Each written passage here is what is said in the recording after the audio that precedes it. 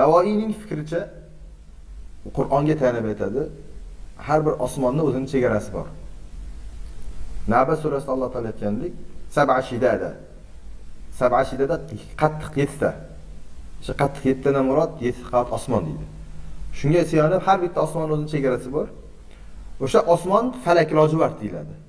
Va o'sha har bir osmonning o'rtasida bo'shliq bor. Ana shu nomi mintaqa deyiladi. Demak, mana shu mintaqa va falak lojivardni u nima qildi? Ikkita taxta nardga o'xshatdi. Nard o'yinini bilasizlarmi?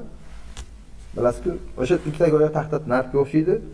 Sun'iy bisotida 2 taxta nard. Demak, mana shu ikkalovi go'yoki Alloh taoloning san'at bisotida ikkita taxta nardga o'xshaydi. Solmoq uchun tosi speh richir shayn, oy quyoshdan qilib Ka'batayn.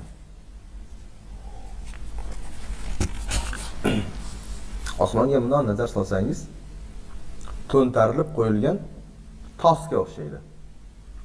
Tos. Tos degan tovoq degani, tog'ora degani. Bunda qarasangiz, to'ntarilib qo'yilgan tog'ora.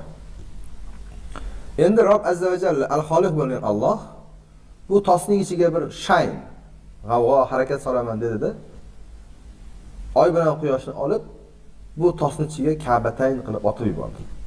Ka'batayn degani nard taxtasiga otiladigan ikkita toshcha aytiladi. Shu oy bilan quyoshni xuddi nard taxtasiga otib yubordi.